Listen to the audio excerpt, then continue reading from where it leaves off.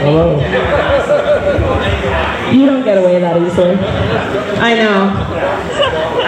He thought he was gonna just be able to get up here and be all shy boy. I know.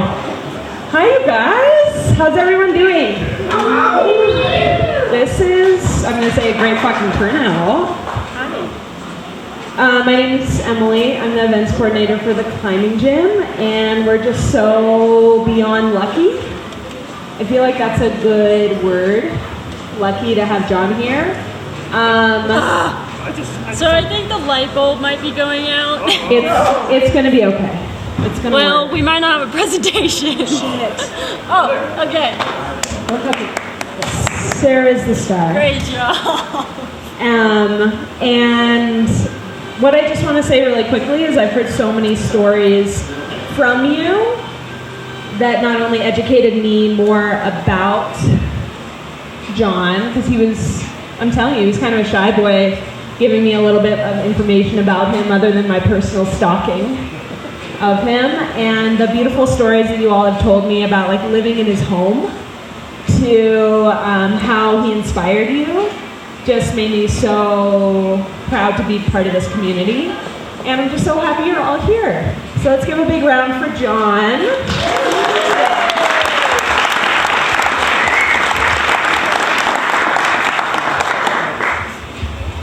Yes, hello. Yes, as Emily has said, I'm John Middendorf. I used to live here in Flagstaff, probably about 15 years, and really love living here. But we're just on our way back through, because we're going on a Grand Canyon river trip with my old roommate, and I thought it'd be fun to just give a slideshow. The last slideshow I did in Flagstaff, Stan Mish, who started this gym, he brought me this box of Wheaties because an article had just come out about how even though I was a climber, I would never grace a box of Wheaties. But Stan proved them wrong with a little blue stick and a cutout from the article. But originally I was going to show some slides. I just finished writing 2 books on the history of climbing.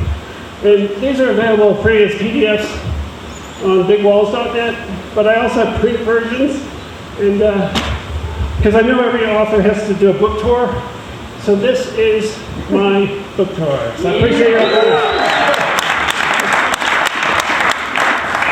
And I tried to put a slideshow together of some of the, I think it's really interesting history, but I think when I put it together in a slideshow, it was a little bit rough. I will show some pages at the end, but I thought I'd just go through a little bit of my career as a climber, really, because the book is about the tools, and really my interest in climbing has really revolved around the tools.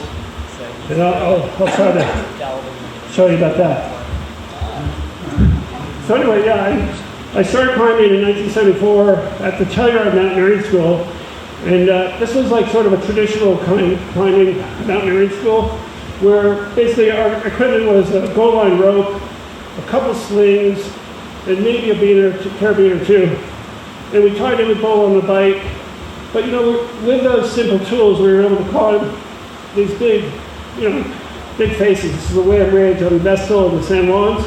1,000, 1,500 feet of climbing with hardly any equipment, but yet with safe techniques using the rope. And there I am as a young 14-year-old learning how to climb. That's an annual photo. But then I ended up climbing a lot. We lived on the East Coast. We climbed a lot of Carter Rock. And you can see my early rack there. It's a lot of hexes and stoppers, basically. That's the kind of gear we had back in the 70s. In the 80s, yeah. And this was all era when, the piton was being replaced by clean climbing. And even when I started climbing, people were still putting pitons in the cracks. But, those were the older guys, and we were the young, we knew that was the old way of doing it, and we were all about clean climbing. And these were the 2 books that, pretty much the only technique books back in the 70s. You had like Basic and Advanced Rockcraft by Roll Robbins, and of course the Counterpoint Downward Bound by Warren Harding. Yeah. And feel free to heckle too. Half the audience is all my old buddies, so I'm happy with that. But you know, today's rockcraft had really basic techniques though. There wasn't really a lot. They told you, I mean, Robbins told us how to haul with stepping in aider, which was a horrible way to haul bag. And basically rappelling was the old Delfor sits, what's known as the Delfor sits method. And this was the Sheridan Anderson cartoon about clean climbing, you know, the warning, not to tug your gear out. Now, Warren Harding, his counterpoint was a lot more fun, I think. It's his version of clean climbing. So that's what I grew up on. That was the literature of the day. And when I was 17, I borrowed my sister's car. We drove out to Yosemite, and you know, for me it was about these big rock faces. That's what I wanted to climb, and that's, you know, so we had been inspired by, oops, here, might be a few glitches. So the National Geographic article with the first clean ascent, the Galen Rao article was like, that's what inspired us, like clean climbing on Half Dome, the biggest, you know, big rock face on Yosemite. And so there's my partner, John Ely, and we took a shot right at the same place as the cover shot. And you know, this was really the coolest photo I could ever imagine back when I was at that age. It was like sitting on Thank God Ledge on Half Dome, looking down at 1,500 feet. You know, I'd always come back to this photo and go like, that was a cool time. Going out, lost ascenders. And you know, here it is again, you know, pretty minimal gear compared to these days, just maybe a couple sets of stoppers. So, you know, we learned how to run it out really, but basically back then. But that was, you know, we graduated to Perlon ropes by that time, which were way, way nicer than the old gold lines. Were you on Ozempic? What's that? Was that on the Ozempic? The Ozempic? Yosemite? No, Ozempic. Ozempic? Get that skinny. Oh yeah, I tried to get my sister to prescribe me some, but she wouldn't do it. I need it. Anyway, but you know, I was really quite a studious, you know, I wanted to be an engineer. And so throughout those years, I really was mostly focused on being a student. I went to Dartmouth and got back into climbing a bit with bouldering on campus, and a lot of climbs up into New Hampshire. And learned how to ice climb. We didn't really have any ice climbing gear, so we just soloed the big gullies up there. Huntington Ravine, like Damnation Gully and Pinnacle Gully. And I did a trip to Yosemite, another trip to Yosemite with my college friends, and we climbed the nose on El Cap. You know, and really, I thought that was going to be the epitome of my climbing career. Once you climb El Cap by the nose, you know, time to retire. But I did a trip out to Australia, that's where I live now, and you know, just really love that kind of wandering lifestyle of living day to day and climbing. I spent 6 months. I only went over there thinking I was going to be there for about 3 weeks because I only had like $500. But because the Australians, as you know, and as Simon here can tell you, that's such a great place. I ended up staying 6 months because people just put me up and take me climbing, you know, drive me to crags with them, and it was so much fun. I never forgot it, and in fact, that's probably this trip in '81 was why we moved there in 2007. Anyway, I finally graduated, and really that was it. You know, I was gonna become an engineer. By the way, do I need this microphone? Can everybody hear me now? Here's the microphone. All right, so anyway, I graduated and sold all my climbing gear, that was it. And I had a job in Ohio, which incidentally my wife was from there, but we hadn't met then. And I was gonna just go out and start my career as an engineer, that was it. So I bought a BMW R60/5 and I had a couple saddlebags, and everything I owned was on the back. I sold all my climbing gear, and I think I sent a box of books back to my parents, but you know, I was gonna drive out to Ohio and start my life as a real engineer. But you know, this was actually, and Rob will appreciate this, because I was really interested in solar energy, and that's what I really focused on. And wind energy, I did a whole paper on wind energy, but this was 83, like during the Reagan years, and all those jobs had dried up. And all the jobs were in the military. So working in a roller bearing place was really the best job that wasn't building, you know, F-14s or... So anyway, I was going to drive my motorcycle out to Ohio, but I thought I'd do one last stop to Yosemite, just to check it out. And all I had was my shoes, so I just started bouldering around, and I met this fellow, Warner Braun.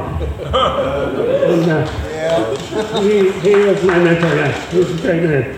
And he said, hey, you know, this was in the winter of '83, and he said, there's a spot open on the rescue team. You know, if you climbed El Capitan, you can join. I climbed El Capitan, yeah. And so I joined the rescue team, and I didn't leave for another 4 years. And we did a lot of rescues. You know, we probably had a few rescues a month, mostly hiking rescues, but maybe one technical climbing rescue every month or so. And, oh no, sorry. And basically, it was really living hand to foot there, you know. Full day rescue wages was $45 there. And that's like probably carrying a stretcher or carrying somebody out for 8 miles down the, you know, Yosemite Falls Trail where you can't even climb for the next 5 days because your shoulder is ruined, you know, $45. Bill Russell here is always borrowing money from me. And, but you know, it's basically you're just living, you know, that's all you needed. Now this was a later photo, but one of the ways we really, the real money was doing rigging, you know, because we were good climbers and we knew how to climb things safely. You know, when the rigging jobs came in, we were all scrambling to get the rigging jobs, and so we did a lot. I mean, that would be the big money that you could live on for 6 months, really, for one job. When you were doing for TV shows and commercials and things like that. And the big bonus was like sometimes you got a picture in the Patagonia catalog, and they gave you a $200 gift certificate for Patagonia clothes. It was like, well, cash in, you know, get some new warm clothes. But that was basically the extent of sponsorship back then. I mean, would you say, you know, Backer was probably making a little money, but nobody was really getting sponsored to climb. It was all just people who, you know, wanted to live the real dirtbags lifestyle, yeah. Didn't you get rescued, John? I will talk about that, don't worry. And, but thank you for reminding me. So eventually, actually, I was living in a tent for the first couple winters, and eventually I saved up enough to buy this van from one of the early employees, and it didn't have a motor, but it was ultimate bitty, you know, I could just park it in the parking lot, and I wasn't suffering in the winter. They always kick us out in the spring, but the Rangers were pretty cool about letting us sleep in the winter. And I started acquiring more equipment, you know. And so just, you know, doing more and more walls and finding gear and buying gear from departing climbers, and eventually getting these giant racks that you need for these hard nail-up El Cap routes. And then next year, just a few scenics from the various walls I was doing that period. That's on Zinyama Nadada, I think.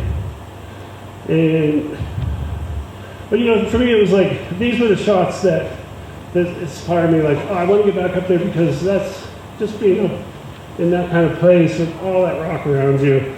The exposure, like, didn't matter to me. I was aid climbing and free climbing. It was just about being up there in those wild spots. Oh, no. Sorry. Okay, more happy.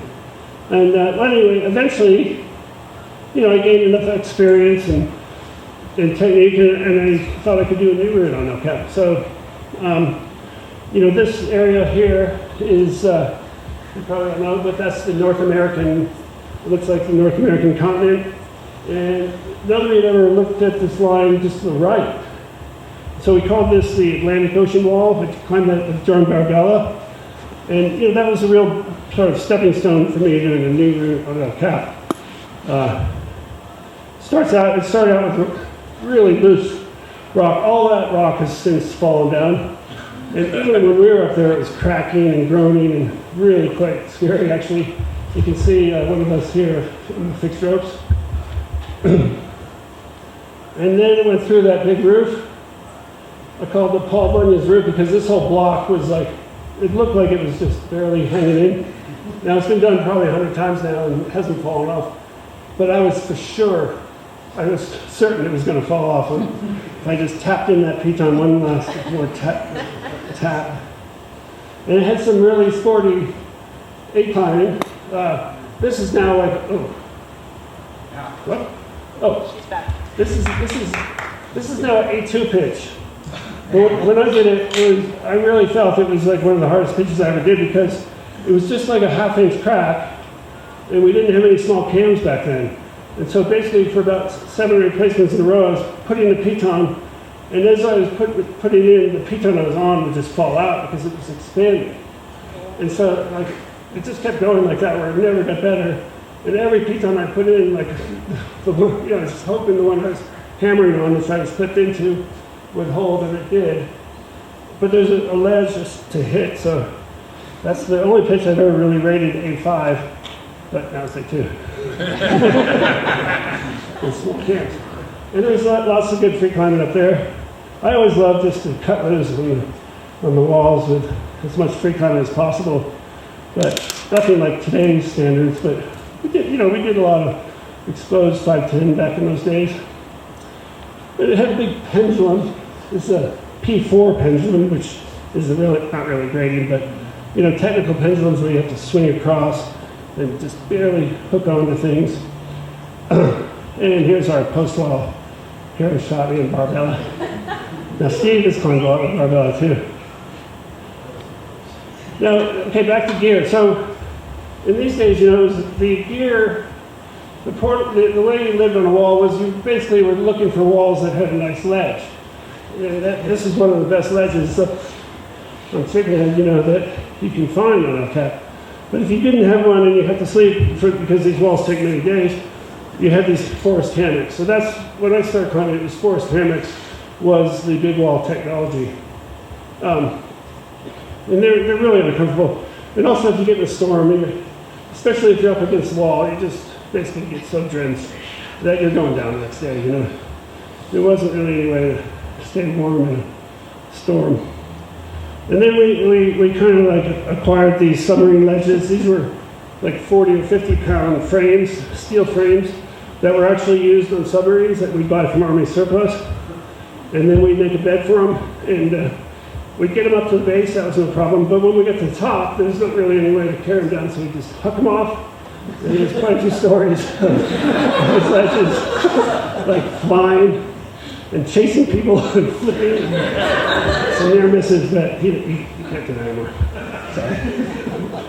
And then Gramici started in the early 80s. Gramici, Mike Graham, who had a company, Gramici, he started making a nice lightweight portaledge.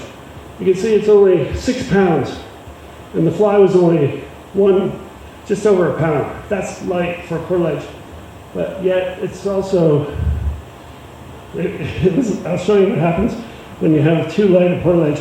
But basically it was really nice. It really enabled, a whole nother realm of going fast and light, which is really all about these tools. It's really, you need a lot of gear for big walls, but really you're climbing in a way that you just want to make all the gear as transparent as possible.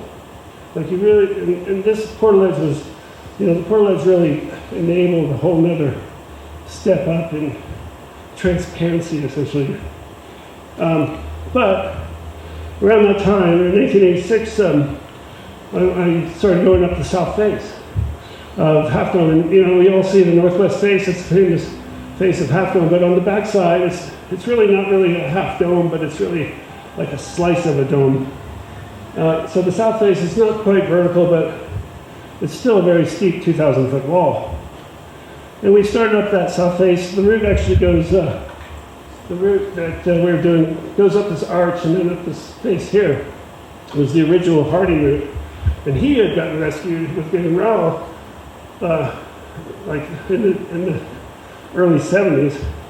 And we started up, and it was March or April, and the weather was predicted to be good. The weather was warm when we started, and it's supposed to be good for next week.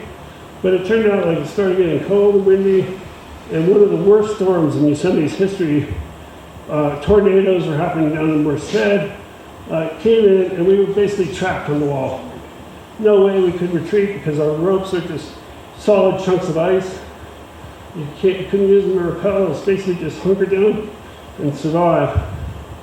And this is the problem with those lightweight portal ledges. They just weren't really built for this kind of condition. And so we had 3 of them, 3 one-person ledges, and one of them pretty much collapsed very quickly. The fly, being only 1 pound fly, it was the same material as tent material. But when you're on the wall, a tent, on the ground, the wind can be a certain velocity, but basically on the wall, you're up in the sky. And the winds are just crazy, especially in Little Yosemite Valley. You just get this Venturi effect, and the flies are just basically shredding. Plus, there's just maybe 100 pounds of snow coming down on the ledge an hour. So unless you were vigilant and pushing it off, the ledges were just collapsing. And we ended up requiring the naval helicopter to come in. And it was a really amazing rescue because they just developed a gyro system for these helicopters to allow the helicopter to come in and lock next to the wall. Like 2 years before, they wouldn't have been able to do this rescue because this was like one of the more technical rescues where they pulled us off the wall. I mean, now the helicopters can really lock in, but back then, just had developed a technology where, because the winds are gusting, and even with this gyro system, sometimes the rotor blades were only a few meters from the wall. It was quite terrifying, really, for them and for us. But we got plucked off one by one and brought safely down to the valley. And it was truly a lucky rescue. I'm so grateful for those guys. Yeah, hikers.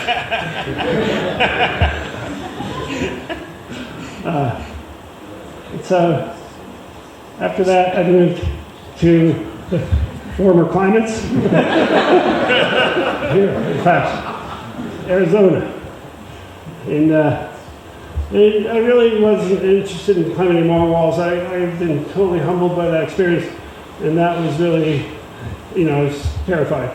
And so, but I felt like I had something to contribute, so I started writing technique articles because nobody had ever really written about all the complicated aspects of big wall climbing. And so I figured I could do that with my engineering background. So I did these illustrations and wrote a couple articles for Climbing Magazine. And just all these little details that aren't really obvious until you've done. Now there's so much information, but back then it was really quite helpful, I think, to a lot of climbers. And this eventually turned into the Big Wall Tech Manual, and then that became a book I wrote with John Long. And I was also writing articles like how to do the nose of the day, because I had done that a couple times. And so, that the whole system of climbing the nose of the day. Like we have some record holders here, but I think we did the 8th or 9th one-day ascent, and now it's, people have done it. Steve, how many times have you done nose of the day? Yeah. A dozen. Well, Steve was the first one to do it solo in a day. We're going to point you out so you can heckle me back. But when Steve did the nose solo in a day, that was kind of a real mind blower, I thought, because doing it in 12 hours or 10 hours with a friend, that's one thing. But to go up there solo and self-belay, so that was a few years after I wrote this article, but, it's really about like sharing the information and it's really about tools, like to me it was like, what's the minimum tool set you can use to do the nose of the day? What's the most efficient? More gear means slower, less gear means too dangerous, is optimal. And I started making the hammer here in Flagstaff and moved all around. So I started out at Blackbird Roost, working with Wire Bliss, and then I moved to Beaver Street where John and Eric were sewing with me, and then I moved to East Side when I kind of almost went out of business for a while, and then I started to pick up with wall climbing, started to get a little bit more popular, and moved back to Blackbird Roost. So kind of a big loop around the town. And here's some pics of our old shop. Remember these? And this was our fabric testing center. Making sure we get the best for the haul bags. And I basically learned how to sew. We had some great people like Carl Copeland who taught all of us how to sew and build sewing tables. And my job was to build I often built the first prototype, and then I'd hand it off to these talented sewers here, and they would do production. And the first portaledge we made, so of course I was like really interested in making a better portaledge because there was nothing out there that really could withstand serious conditions. And so mud stump, I built the first one from mud stump, a 2-person one, which he promptly used on a new route in the Rift Gorge up in Alaska. And he came back and said, yeah, this is it. This is now we can survive like the serious stuff. Because before it was like basically if you got in a bad storm, you were retreating. And this way it was like you could push through the bad weather. You could sit out 2 or 3 days of bad weather and keep going rather than retreating. So I knew I was onto something, and basically just focused 100% on this tool, the portaledge. And basically, just made it so it was like quicker and easier to set up, strong, and weatherproof, and convenient too. So it's really about like keeping it light, keeping it simple, but basically built for survival, and so you can continue on a wall no matter what the conditions.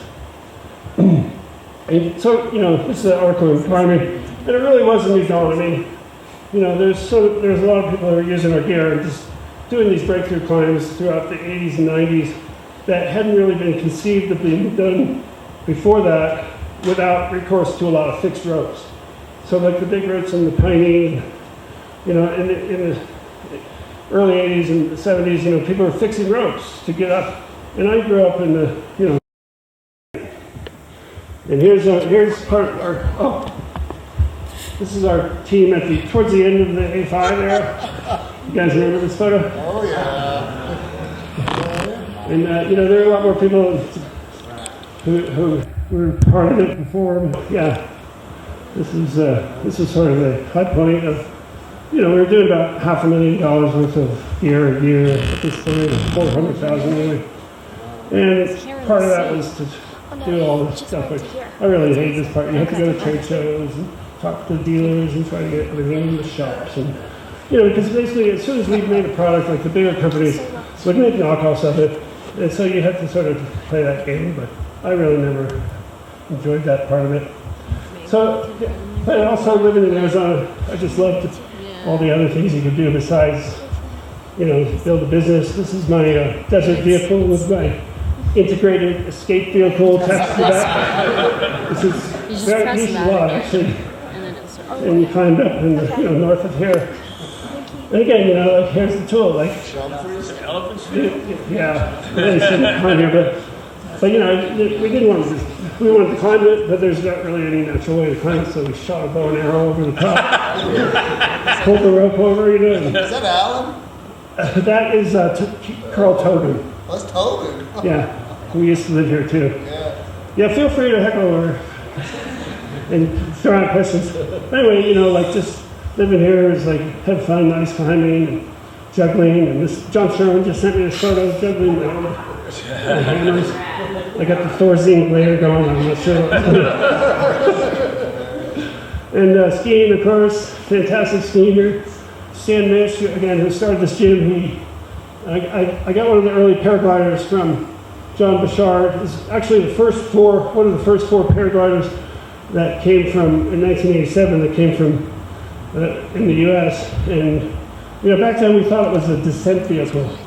So that kind of linked into my whole climbing thing. It's like, all right, so you're going to climb a wall, and then you're going to inflate the thing on the edge of a cliff and jump off. And I actually did that on the Moki Dugway, but later I realized how dangerous it was. Only later after I got Taylor's. And Stan also got us into kayaking. And this is a flash flood in, is it Badger or is it? What's that? Badger. Yeah, so Jim Don, who sadly just passed away a few years ago, he was a wild man, and he, let's go down, let's go down Badger, and so we went down and fished, and then this flash flood came in, and he's like, let's go, like, what? Flash flood, but there's no stopping Jim. So, lots of adventures like that. And of course, it's central to other things like caving down in La Chiquilla. Did about 3 trips down there and learned how to skydive at the in Phoenix out there. Again, it was like training. Look like they're in love. What's that? That was the skydive center where you get your AFF down in Phoenix. That's pretty popular, I guess. And also, it's still about working and making money otherwise from climbing, filming and rigging with Earl Wiggins, and doing, sometimes a bit of canyoneering film with Outdoor Life Network, stuff like that. But just always loved coming back to Flag and these boulders with Barry Ward here. Flagstaff's such a nice spot for all this. And annual trips out to Joshua Tree. Well, again, mostly solo and bouldering, but just wonderful gatherings with great groups of people. And then LB, who's here, he turned me on to the Grand Canyon on our climbing river trip. We went down, I think I was just on the upper half on that one, but we did the second ascent of Quadrant Buttress, which had been done like 10 years before. And back then it was still kind of considered a pretty scary A route, but LB knew all the ins and outs and where to put the boat, and that was a great adventure. And we also climbed up one day. We climbed up here, and we discovered like this an ancient one had climbed up here. This is one of the exit routes in the Grand Canyon, and you can't even believe like what they were climbing back then. But this piece of wood had been brought up from the ground, and it's really an example of the first cam. The reason it's staying there, and this section here would probably be 5, 10, or 11 feet to climb, but with this wooden cam, we didn't touch it or weight it because ancient artifact. At least it's touching it here. But it's, it's cammed in, and so kind of back to the gear idea. That humans are tool users, and this was a tool that was brought up 1,000 feet to ascend an exit. What's that? Yeah. Got up there where I'd get my knee on it, and then I stick my foot on it. Did you? I don't think we did though. Did we keep going? Oh, for sure. Yeah. Okay. The great thing about it is you can uncam it and pull it out of the crack. No, we did not. I know we didn't. Did we? Anyway. First invention of the cam. Yeah, I would say this is probably the earliest example of a cam. But I worked with John McMullen, and I guess for me it was like the whole concept of gear and tools and technology was you have an idea and then you create something from it. And John, as the artist for A5, he was the same way. We would talk about an idea and then sketch it and then make it, this was kind of our main logo. And I love to tinker. I came up with the idea of using a ball and a grooved wedge as a piece of climbing gear. It works, and these still aren't really made, but like in flares and stuff, these are really good tools, but they can be hard to get out.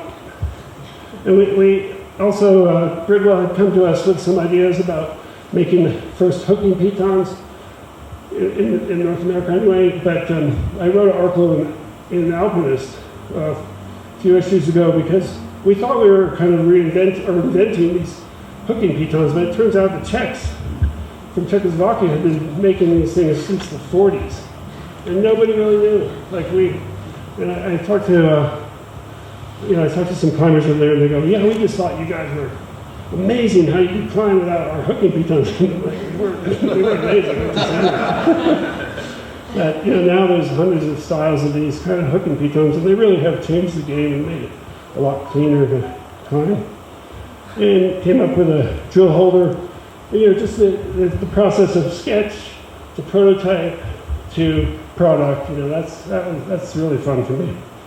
And testing bolts in Yosemite, and basically the way I was designing gear was I basically make something and then go up on a wall and test it and write notes and try and come back and work with my team and we build it better. And of course, they were out climbing too, doing walls every year. So, it was like this really collaborative teamwork to create better and better gear. And I guess I'll just go through some of these a little quicker, but we did it around half dome. Oh, the reason this is, so yeah, I mean, it's, in terms of gear, like, now people don't mind, but, Walt Sibley would count each bolt on each pitch very carefully. And so the whole idea of like what gear you're using to do these things and sharing that information, that's, so when you do a first ascent, it's like your responsibility to make the route nice, like you're creating a route that others can follow in a good style, and really keeping complete track of like all the tools that you use. Here's a couple shots from that route, Caliuga on the northwest face of Half Dome. It was terrifying for me because I really hadn't done a wall since I'd been rescued on the other side of this cliff. And now it's actually late season, and Walt had been soloing it, but kind of bailed.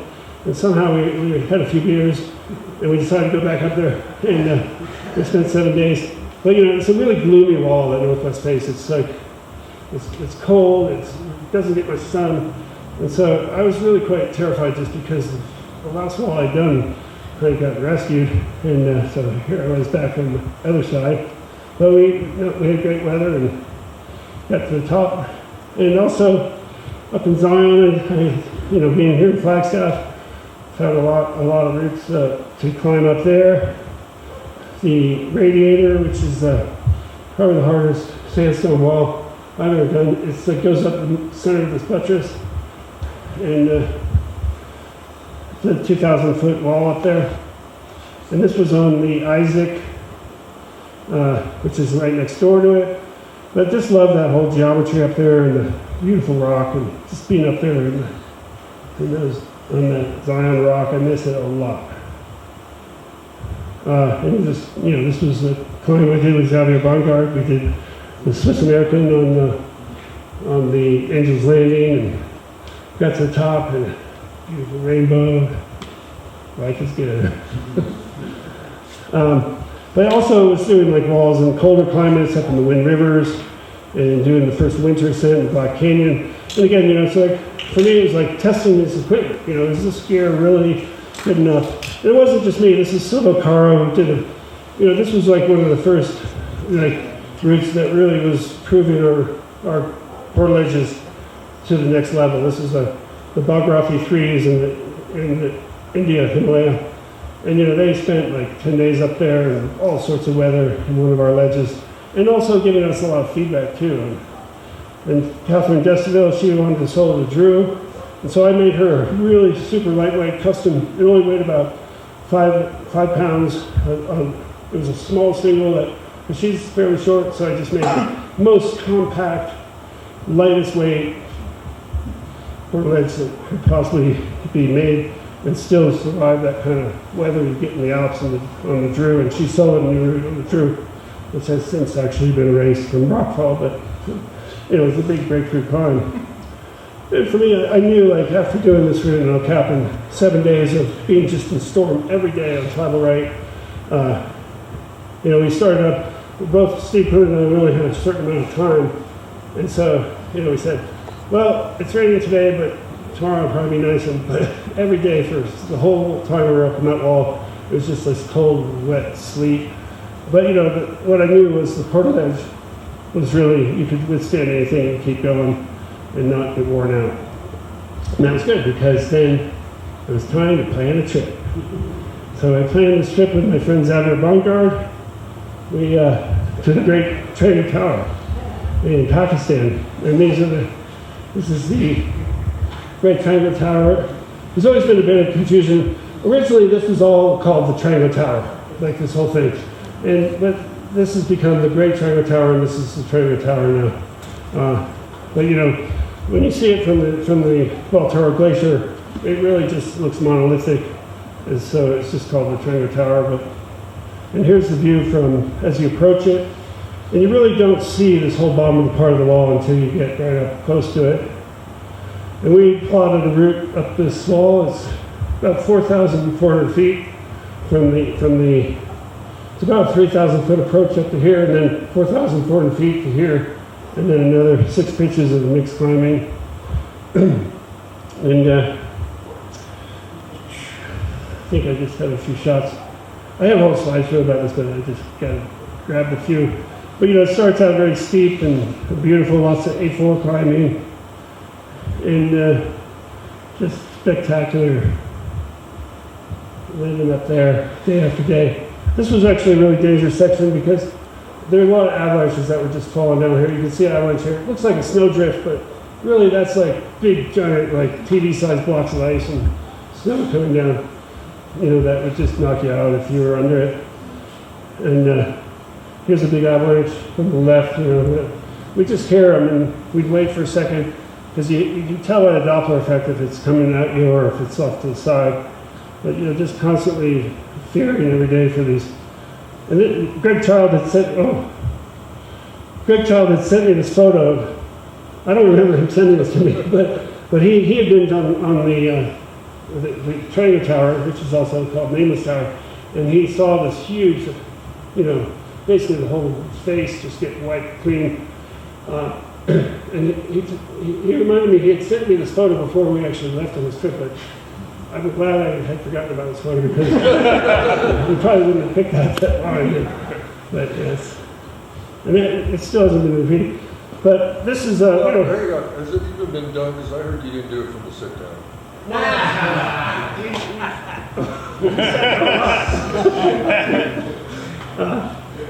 But it also is about testing new gear. So really, for that kind of trip, I designed a super lightweight titanium portal edge, and I didn't really know if it was strong enough, but I felt it was good. And after about 7 days, we're going up that dangerous gully. You can see all the stuff was just falling. We got up to this halfway point, and this was the only place we could actually. But we weren't in the portal edge the whole time. And we had shovels, so we dug out this pit, and to celebrate, we busted out one of our cheese fondues. The other being Swiss had bought it. He noticed he's stirring. He wouldn't let me stir because I'm not Swiss. He's going to stir my Swiss. I wasn't doing it right. But and then the upper half was more like a really clean vertical, lots of features. So it went from being really overhanging, the right side of El Cap, where it's lots of A4 and really thin, kind of tenuous stuff, to really good mixed, moderate aid and free climbing that whole upper 2,000 feet. And the key to the route was having these, again, back in gear. These shoes really made it. They were insulated Boreals that we could put inside our double boots. And so lots of times you'd have to be in your double boots if you're a Blaine, because it really never got above freezing. But when you're climbing, you could take off your plastic boots, put them on behind you, and go for good solid 5-10 climbing. And that's really the key, be able to go fast.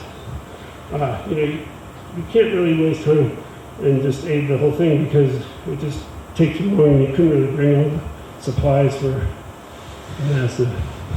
We got caught in a big storm up there at 19,000 feet. And this is just for scale. So that's, this second square here is that square here, and that circle is here. And we were just tiny humans in the portal edge, buffeted by winds, and for 3 days, it was. I kept checking the calculations on my legs, all right, so bending mode. Okay, it's good. And so we just sat in the portal edge for 3 days until the storm cleared, but it was fine. We were secure, safe. We weren't really, you get a little bit damp because your condensation drips on the ledge, but you're not being exposed. And so even in this incredibly, serious Himalayan storm, we were safe. But eventually it cleared. We got our boots back on and did the final few pitches up to the summit rim. This was a really beautiful pitch where it's mostly free climbing, probably 5'9" plus off lifting in that slot at 20,000 feet. It's, by that time we were acclimatized after 15 days. And then we had 6 pitches of slogging up to the actual summit. And I think this is where Valerie just fell into a hole here. It was just this big air pocket under here. And all I could hear was a lot of, French swearing and cussing. About 10 minutes until he popped his head back out. Oops. Oh no. We're getting close to the end. Let's see. Where was I? Oh yeah. And then, then eventually we made it to the top, and this is, thank you. How we felt, yeah. Well, Xavier wrote like how you get to the top of these things, you're all brave and bravado, and then all that bravery and fearlessness just leaves you because you got like some super dangerous descent to go down. That's how we felt. But also that view up there, that just looking at the giants of the Karakoram. This is K2 over here. This is the Broad Peak and the Gashadrome. Just incredible view. And, big 360 view. And also, the other thing is, when you're on a wall, especially in that upper part, because we were in a corner, your whole world is like this 90-degree corner. And then all of a sudden, you get to the top, and it's like, the whole world opens up. It's amazing time, We got back to the base, and this was the first time we really felt safe for like that whole 3 weeks, really, because there was no avalanches going to kill us. There was no, we were back to. We still had another 5 rappels to get back to base camp, but this was like a moment where we were just pleased. And so after that, I really just decided that these ledges could be made even better, for even more serious conditions. And so I really that was really the high point of my big wall career. I did a bunch of walls the next year, but didn't really, I made a few plans to go to the big ones again, but they're just so dangerous. I just felt like I shouldn't push my luck. But for me, it was like I enjoyed just designing the gear, and then I knew what needed to be done. This is Jared Ogden, and he's on the north face of Triangle Tower in this photo. This Thomas Huber just posted this a few months ago. He's still using one of the ledges, that John Govinger or Eric made, back in A5 days. The gear's really proved the test of time.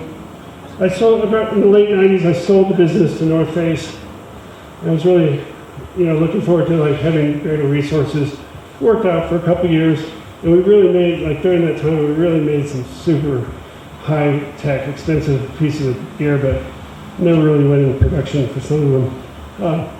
But it was nice. I had a budget to set up my own prototype shop and lots of gear, but in the end, it turned out to be kind of, it ended the innovation really because they weren't really interested in keeping that going.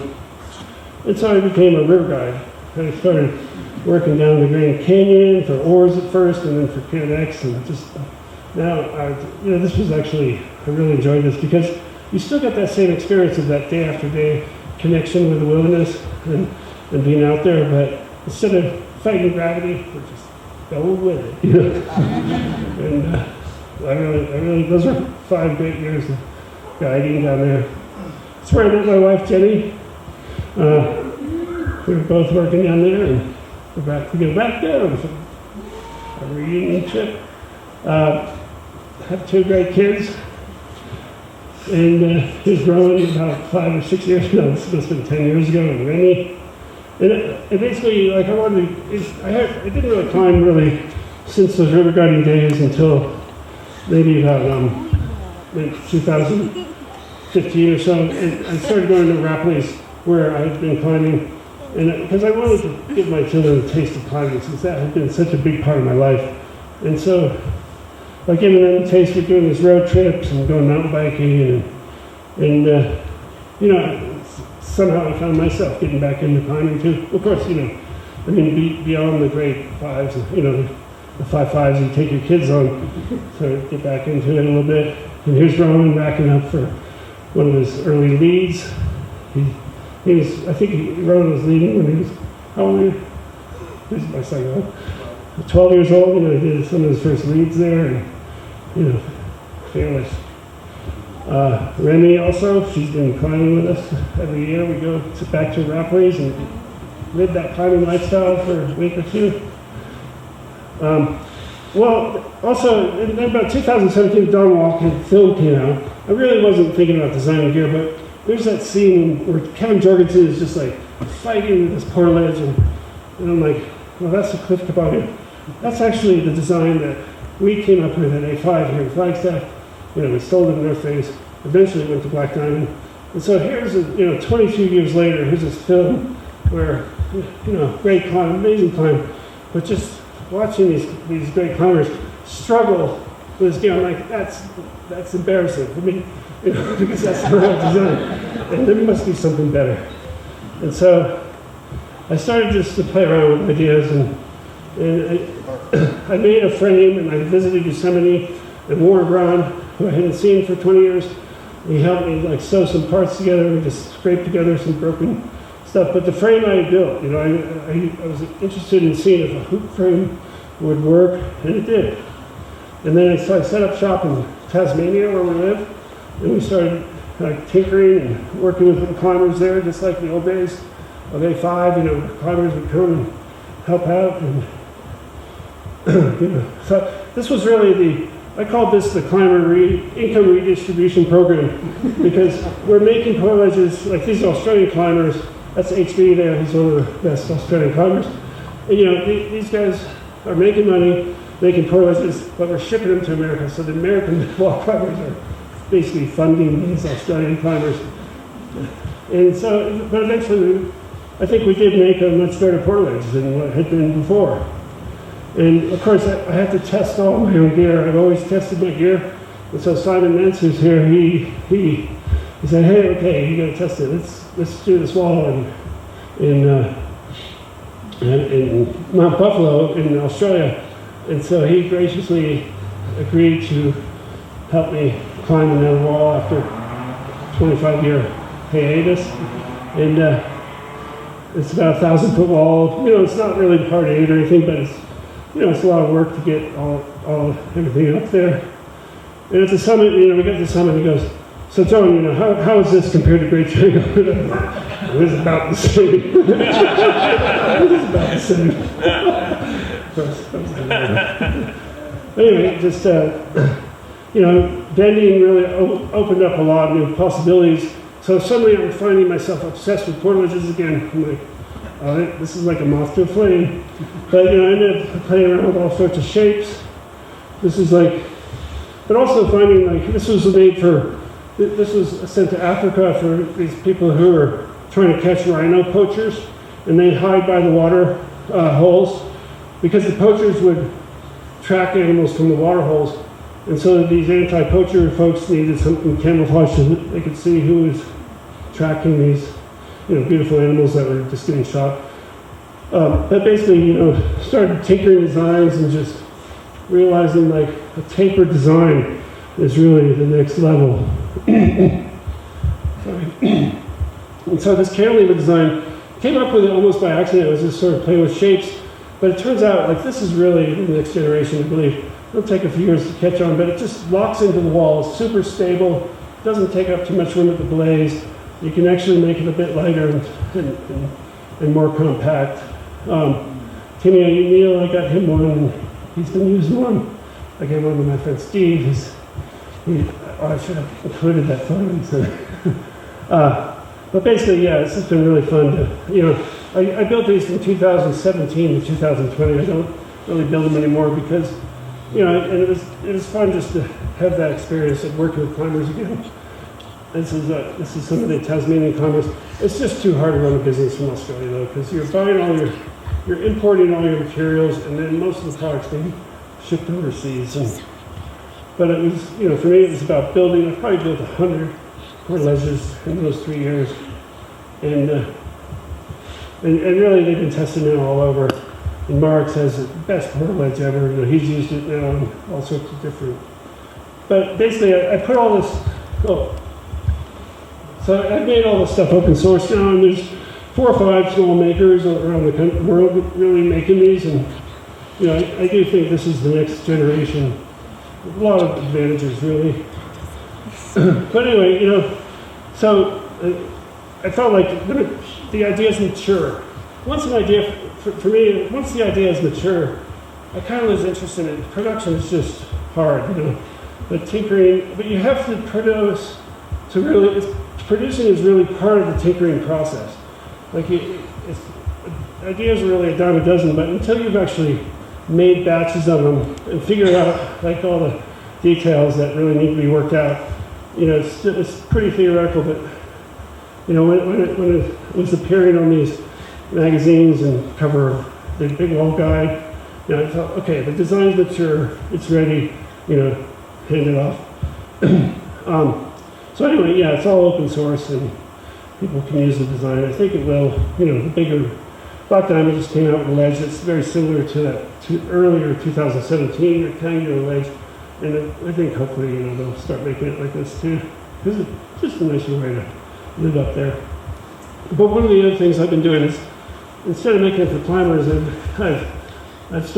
kept making them for these activists up in Tasmania, because the Tasmania rainforest is a temperate rainforest. It's really quite a rare rainforest. Protection, like here we have the Wilderness Act, and we have a lot stronger environmental legislation here than in Australia. So they're basically just shredding this incredible resource of natural ecosystem up in Tasmania. So I've been helping, you know, these activists protest, you know, aerial protesting, and again, you know, it comes back to the gear, like, what's the lightest kit you can go in? Because basically before I started supplying them with portaledges, they were using big giant pieces of plywood. Sometimes they'd have to cut lock gates.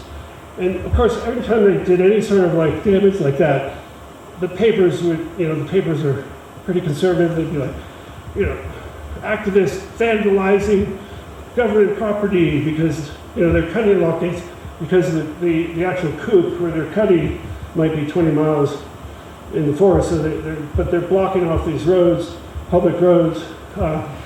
So with this system, you can hike in with everything you need for a vigil, really. And we've also developed new, like, anyway, like, there's lots of stuff going on there. But you know, so it took them a year or two, but then they've adopted portaledges now instead of these heavier boards, because it just is more versatile. You can go in and set up a tree sit and protect trees much quicker.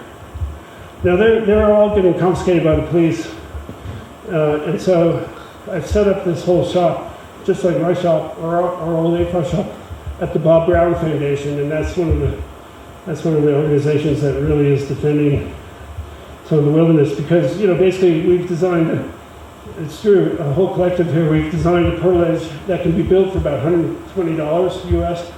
And, you know, so if it does get confiscated, no biggie, we'll just make more, you know. And we have been. We've been making a lot of them.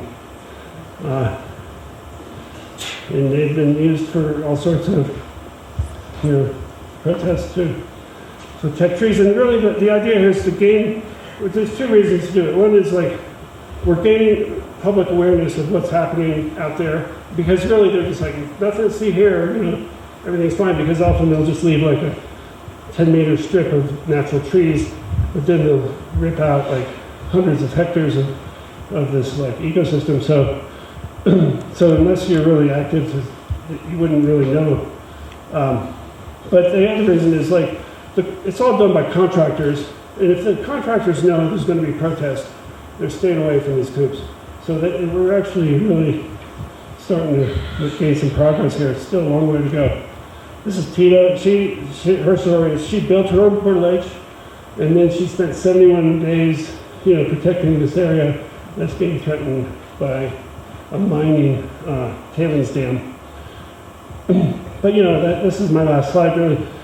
But this is, you know, such a beautiful place that I'm so glad to be able to help with a technology that I know well, portaledges.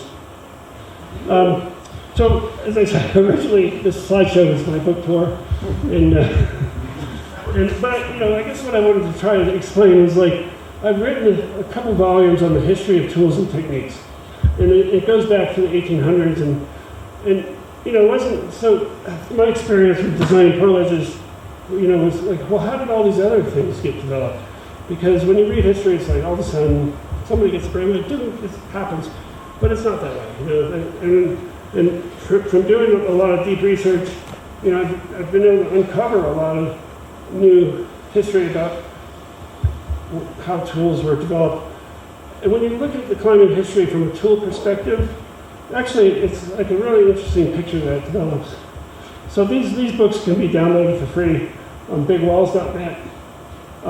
It's basically the last 2 years I've just got obsessed with like writing history in my free time. Or you can buy the print versions. I'll leave these here so for the gym.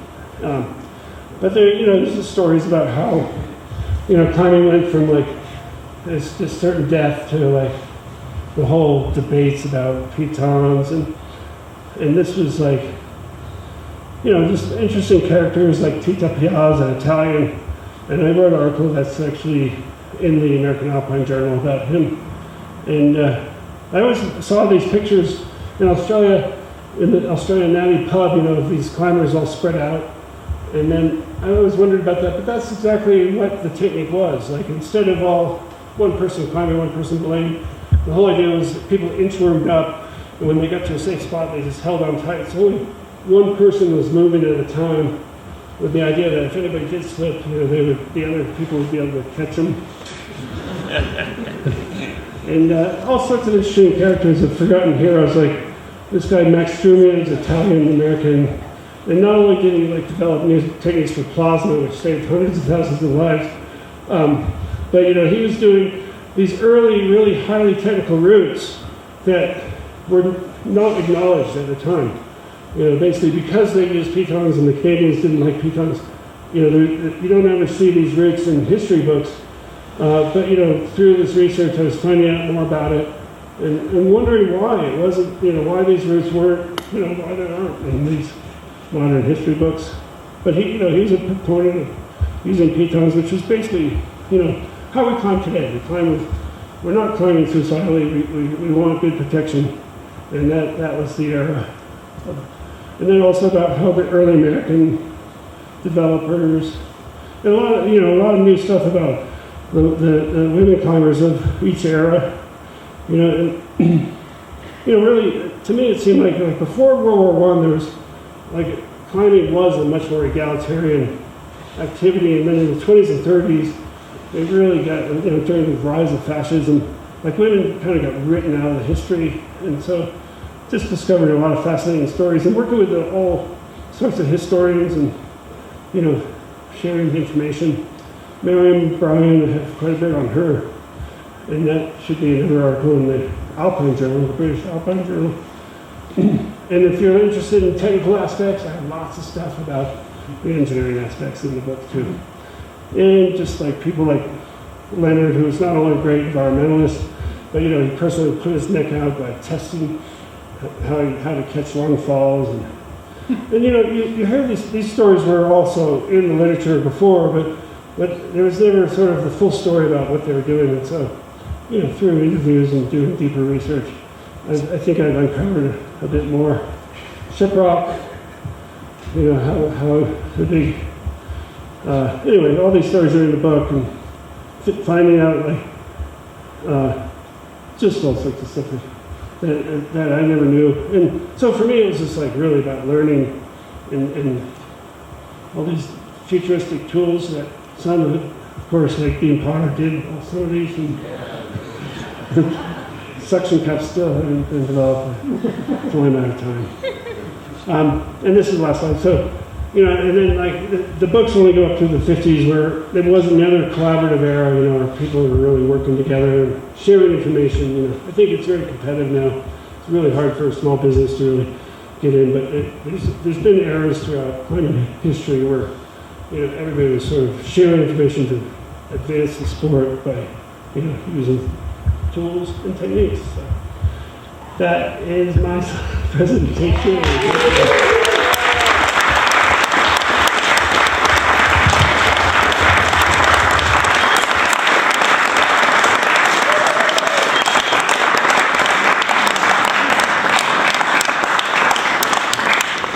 Does anyone have questions?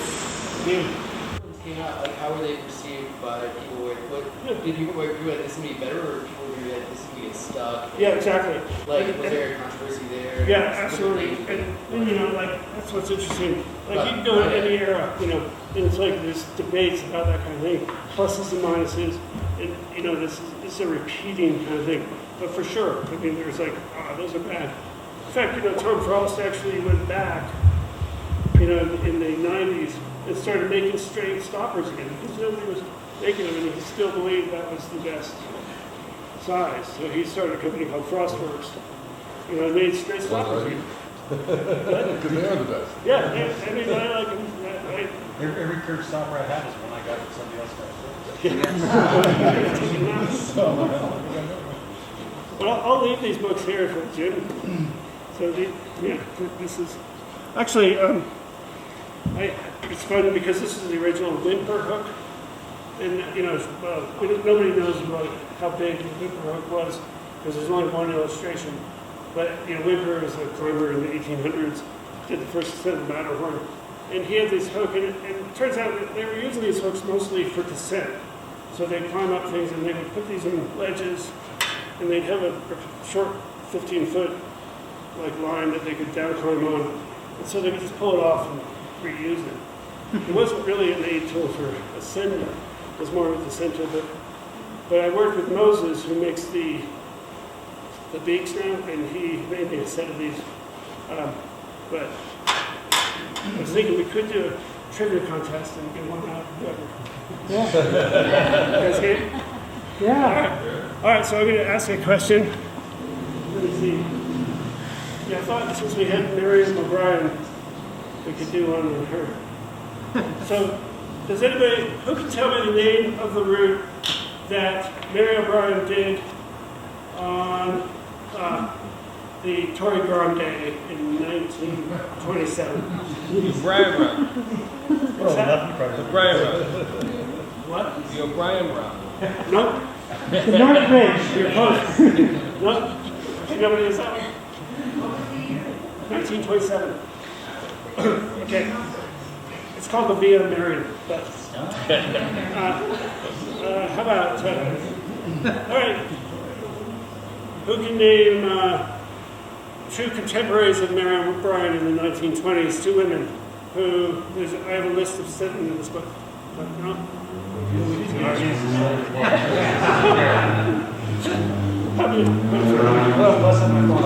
Yeah, Now, hang on, these are all girlfriends of yours?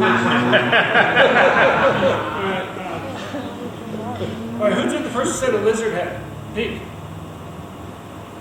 Okay. Class, I need to read your homework. No, because you did the one on Glenn Dawson. Come on, come on. It's a liar, it's a German name. Give me more time on that. I would remember being straight on that, going like, years. Really solid rock. All right, okay, well. Working out. Yeah, everybody gets it. I think I get an F minus. Died from the early 19, pre-World War I. Conrad King. Conrad King. You got it.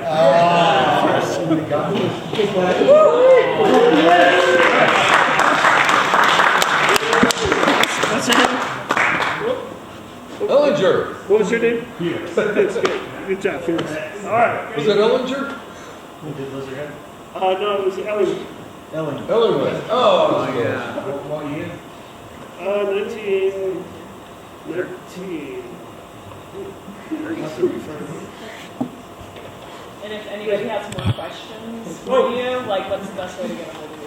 Well, bigwalls.net is basically,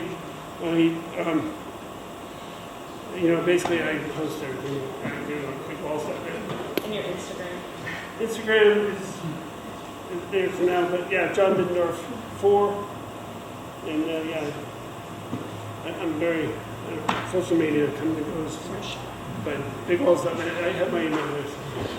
What are you doing for fun now? It's not rear running. I know you're rear running. Well, mostly I teach high school, on occasion. I taught high school for 3 or 4 solid years and kind of semi-retired after COVID because it was just too hard to come back to camp and just start writing this book, really. But yeah, what do we do? Say that again. Yeah. Just hang out with your Go look kids. for the Japanese tiger. I watch the kids sport. Yeah, right on. We've got old tracks. What's the mountain that got away? The mountain that the one yard on the view you never got to. Yeah, there are some, there are definitely routes I wish I'd gone back to, but yeah, I feel pretty satisfied with my kind of career and glad I got out of it. A lot of my buddies retired in the 80s and 90s and it was tough, so I don't regret giving it up perhaps early, but at the same time, I don't know, let's see. You do it through the benches of poker chart?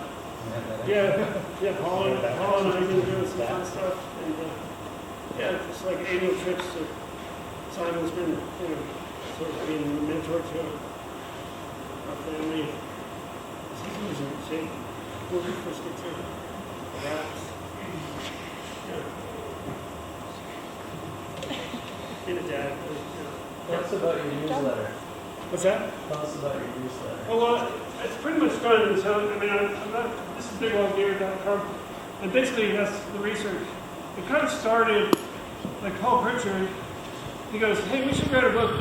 We were talking about portages, and it's like, well, it's probably, portage could be considered one of the 10, tools that help advanced climbing. I'm like, oh, yeah. And so he goes, why don't we write a book together on the 10 tools that, help change climbing? And I said, well, the fact is, that there's missing bits. Nobody's really researched these tools. So I better do a little research. And I'd written an article in 1999 that was called The Mechanical Edge, Tools for the Wild Oracle, that was published in Ascent. It was like a 17-page article, and it was very brief, and it was like a lot of rehash of established history. I thought, well, there's a lot more resources now with digital journals. I'm going to just do a little bit more research on the origin of carabiners and the origin of drones, and how bolts evolved and all these things. And so, really it was just going to be a revision of this 17-page article, but now we have like 600 pages. so what I would do is every time I did some research, I just posted it on the Substack, which is a newsletter. And then people were asking me, why don't you put it into a book? So I kind of compiled all that. I think it's most useful as a PDF, because really, if you're interested in Fritz Meissner, for example, you can search the PDF and he'll come up like 15, 20 times in my but for different things, for latitude. Like, everybody knows sort of some of the things he did, but he was actually involved with quite a bit. So it's almost more useful as a PDF where you can just search if you're doing research. Any other questions? Anybody want there? We're going to find it. We're going to go again. You guys going to find anything? We're going to actually talk about that. Yeah, I brought my climbing shoes. There's lovely bouldering, and we're talking about doing a monument maybe, but it's so hot this time of year that I'm not sure we'll struggle on the article. Monument. Yeah, it's like that great Titanic in front of the I don't think anyone in the group is What's that? I don't think anyone in the group is something. Yeah, I'm not sure. We'll boulder. Hopefully.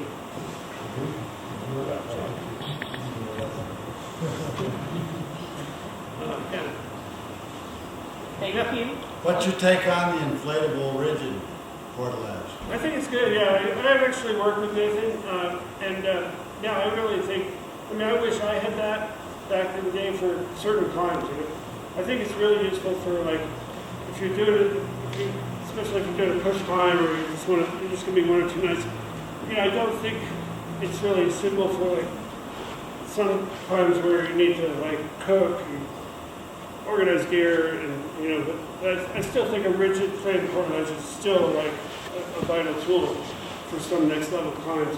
But I think that is a fantastic tool. He's quite a talented designer. He's a meticulous perfectionist, and he's coming out with a pack, so I think, he makes good gear, so I would have used one for sure for certain products. Yeah, I think it's good. Yeah. What do you think is going to supplant the camera device? It's going to be the next revolution. That's been around 40 years now. There's got to be something down the pipe that is going to replace it. Suction cups. I don't know. I wonder myself. And that's like he might come up with something because he asked the question, and that's where it all starts. Yeah. Bouldering pads are gonna replace him. No. Just bouldering pads. It's gonna be a replacement. Yeah. Big enough stack. Yeah.